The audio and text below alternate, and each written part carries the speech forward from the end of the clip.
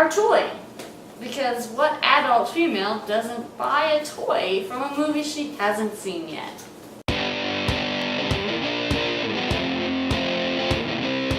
Hey, welcome to a special review of a toy, which we've never done before on the show, and it's from the movie Guardians of the Galaxy.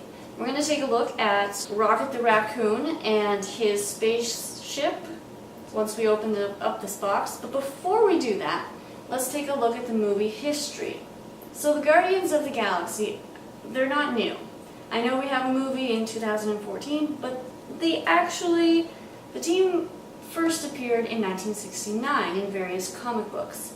Later, they did get their own comic that only lasted about 62 issues. Any of you comic book fans out there will realize that this 2014 movie does not include the original Galaxy team, which consisted of Major Vance Astro, which was an astronaut, Martinez Tanaja, who was a being from Jupiter, Captain Charlie 27, who was a soldier from Jupiter, Yondu Udonta, who was a blue-skinned savage.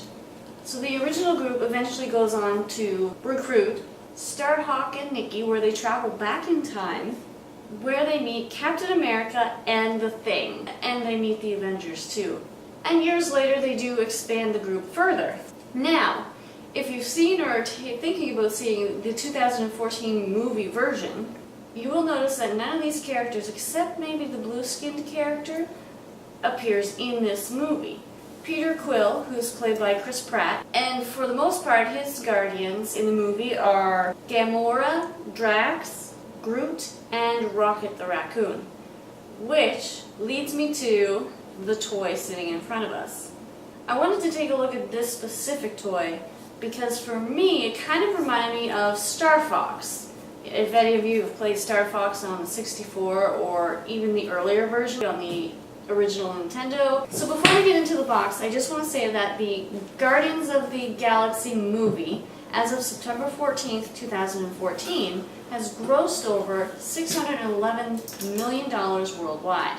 I've never done a toy review before.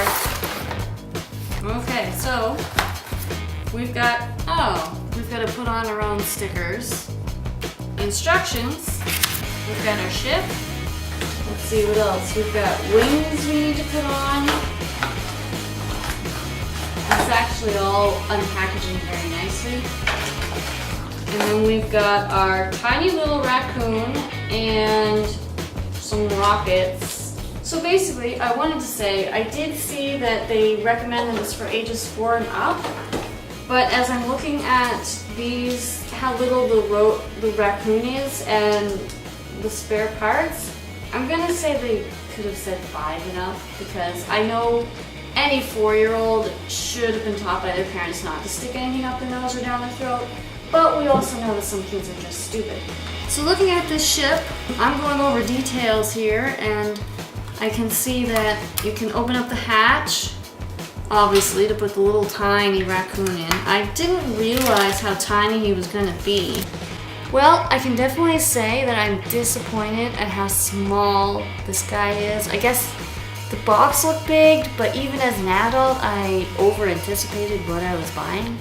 So to wrap up our little video, I'm going to give this toy a 3.5 stars out of 5, simply because you have 1-page tiny instructions, and if I were an 8-year-old, I would chuck it across the room.